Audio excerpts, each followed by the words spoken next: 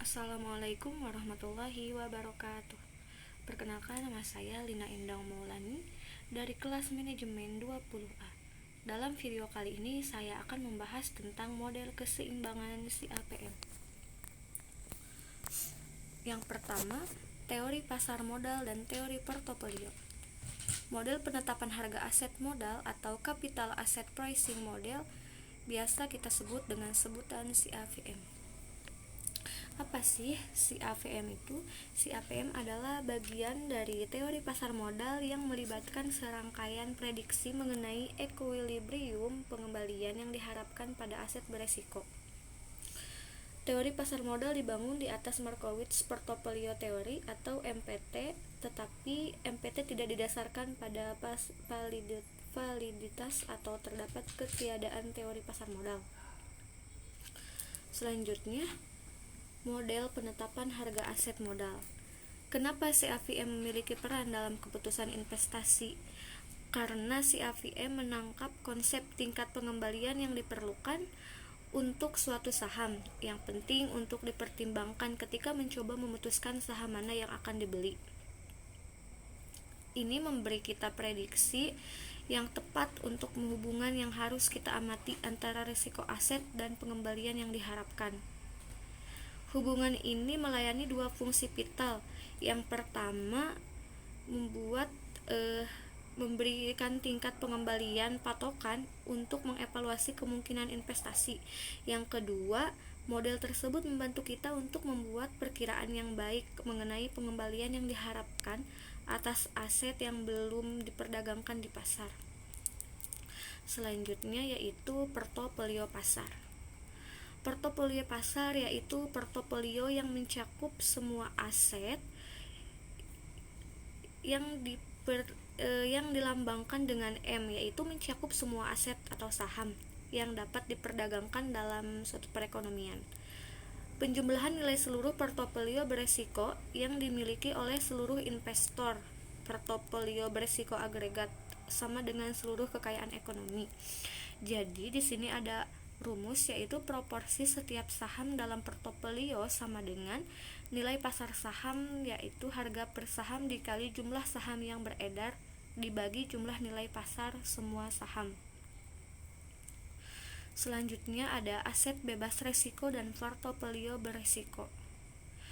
Karena imbal hasil yang diharapkan dan standar deviasi imbal hasil dari suatu portofolio adalah kombinasi linear, maka grafik dari imbal hasil dan resiko portofolio terlihat seperti garis lurus antara dua aset. Bisa kita lihat di sini terdapat garis dua lurus, di dalamnya terdapat dua aset, yaitu portofolio yang menggabungkan aset bebas resiko dan portofolio beresiko. Pada grafik tersebut menunjukkan gambar kemungkinan ya portofolio itu ketika aset bebas resiko digabungkan dengan alternatif portofolio beresiko alternatif. Jadi gambarnya seperti ini yang kita lihat, menghubungkan antara dua garis lurus. Selanjutnya yaitu garis pasar modal. Garis pasar modal atau capital market line, biasa kita sebut dengan CML, menggambarkan kondisi equilibrium yang berlaku di pasar untuk portofolio efisien yang terdiri dari portofolio optimal aset beresiko dan aset bebas resiko.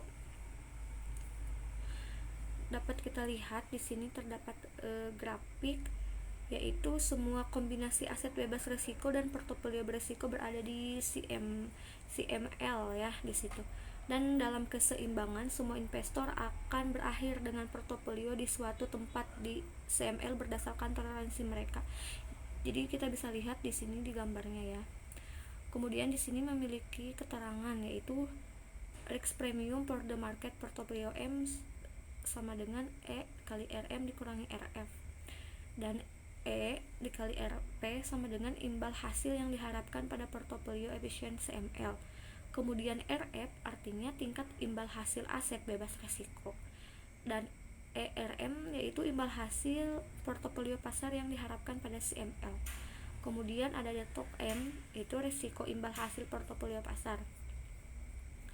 Terus ada Virtual P sama dengan resiko portofolio efisien yang dapat dipertimbangkan, dan ada S yaitu artinya kemiringan.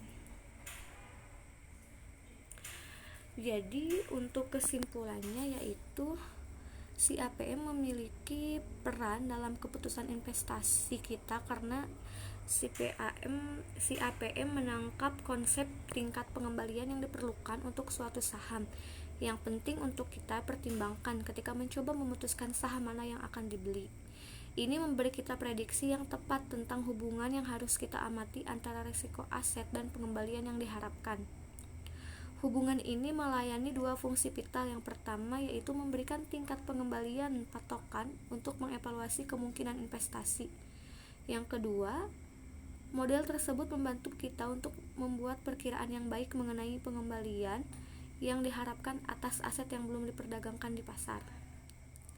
Meskipun si APM tidak sepenuhnya tahan uji empiris, namun banyak digunakan karena wawasan yang ditawarkannya dan karena akurasinya dianggap dapat diterima aplikasi penting.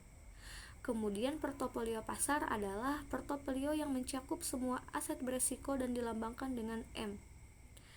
Proporsi setiap saham dalam portofolio ini sama dengan nilai pasar saham. Harga per saham dikalikan jumlah saham yang beredar dibagi dengan jumlah nilai pasar semua saham. Karena portofolio pasar berisi semua aset beresiko, itu adalah portofolio yang sepenuhnya terdiversifikasi, yang berarti bahwa semua risiko unik untuk aset individu dalam portofolio terdiversifikasi. Secara khusus, risiko unik dari setiap aset tunggal diimbangi oleh variabilitas unik dari semua aset lain dalam portofolio. Risiko unik yang dapat diversifikasi ini juga disebut dengan risiko tidak sistematis. Sedangkan untuk capital market line atau CML menggambarkan kondisi equilibrium yang berlaku di pasar untuk portofolio efisien yang terdiri dari portofolio optimal aset beresiko dan aset bebas resiko. Semua kombinasi aset bebas resiko dan portofolio beresiko M berada di CML dan dalam keseimbangan. Semua investor akan berakhir dengan portofolio di suatu tempat di CML berdasarkan toleransi mereka. Mungkin cukup sekian video yang dapat saya sampaikan. Kurang lebihnya mohon maaf. Wassalamualaikum warahmatullahi wabarakatuh.